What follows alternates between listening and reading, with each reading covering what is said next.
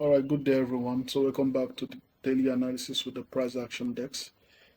Now, today's analysis is coming late. Why? Because there was no clear interest during the London section. So, I'm just going to put my focus on New York for today, and we might also not even get a clean directional bias since we just took out objective, our major objective on the gold and silver, and even on DXY as well.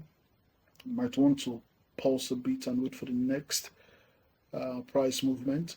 So now we've closed this range, the fair value gap range, and I told you guys I would want to seek sell side liquidity below this level. I would still be interested in that if we take note of the new week opening gap, which is this. I'm just going to make this a little bit lighter and make this darker. Here's the new week opening gap. If we do close below this level using today's candle, I'll be seeking this relatively equal lows right here on the dollar index. So I'm watching this level and how we trade around the new week opening gap. And also for now, this is putting my attention right here, seeing how we work that fair value gap and how we treat these previous highs. Now, if we do close and close bearish based on the daily closure, that would give me more information if I'll be seeking lower prices on the dollar index. If that's not it, then we might likely see a reversal back into this liquidity void.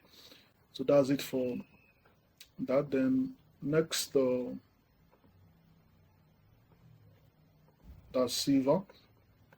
Silver, we've taken out the objective I called out, and yeah, for now, I would not want to be in a hurry to try and figure out the next price movement, as market would likely want to reaccumulate. Before that, that's a possibility. We might likely want to see some reaccumulation, and yeah, we'd want to wait. Yeah, we still have buy side objectives to the buy side. Buy side liquidity on the buy side.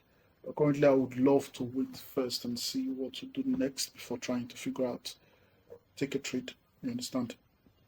So down to gold. On gold, same thing, we took out the objective. Yeah, we've met our objective on both the gold futures and the gold CFD chart. Now, what I'd want you all to take note of, for those trading the futures chart, please take note of the new week opening gaps on both pairs. On the gold and silver, take note of the new week opening gaps, as that's an information that the CFD traders are not really exposed to. I do take note of them as well. Now we have this daily fair value gap. We traded once more, opened bearish for the week, traded lower. Yeah, we filled the fair value gap, which is not something I honestly want to see, to expect much higher prices, but we filled that level. And now I'm seeing a possible ranging market for, let's say, a couple of days. But yeah, I would wait to see what happened. I don't have a bias here. It's 50-50. I'm going to be interested. If I'm going to trade, I'll be interested in trading towards intraday liquidities, session highs, session lows, previous 90-minute cycle highs, and all those are going to be my objective. I have no bias now. It's more like 50-50, not even 50-50, since I do not have a bias. I'm not expecting a reversal yet. I'm not expecting a continuation yet. I'm still just going to watch how we treat this level. Same thing like that happened last week. We are between two fair value gaps, a bullish fair value gap and a bearish fair value gap. It's a high resistance market condition, so we want to be patient with our objective and trade.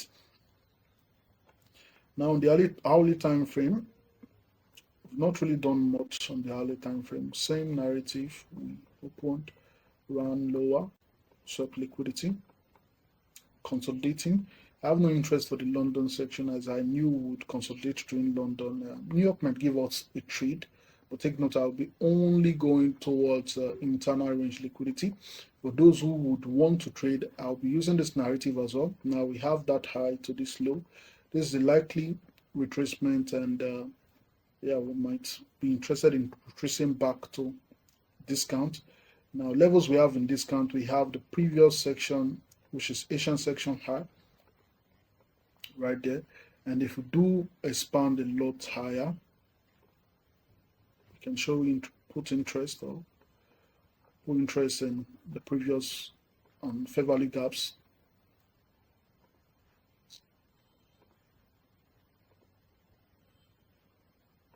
and also this portion left.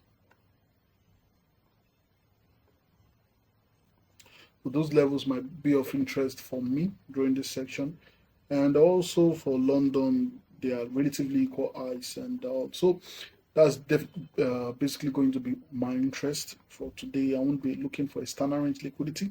I have no bias. I'll be aiming for internal range liquidity, and also, like I said, section high, section lows. Those are going to be my objective. Now, we'll wait and see how price trades prior to New York section. If I do get to trade, I'll give you guys and do a breakdown definitely.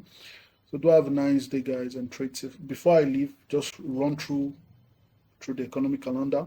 So today, Monday, we have no high impact news. Tomorrow we have call retail sales 8:30 a.m. and by 10 a.m. we have Sherman designate watch testifies by 10 a.m. So this is going to be a tricky day. We'll do how I would approach it is watch what the 8:30 a.m. news does to give you an insight to what 10 a.m. would likely do. Understand? That's how I go about it. Wednesday, no high impact news. Thursday, high, no high, medium impact news. Friday, medium. So this week is a fairly good week, based off the calendar, based off where we are currently at. Gold is not really a nice week. We might not have lots of expansion. We might be holding this range throughout this week. So be nimble with your objective. Don't be so interested in looking for external huge moves. We might not see lots of huge moves this week. If there's a change to that idea, I would let you guys know. So that's it for today, guys. Do have a nice day.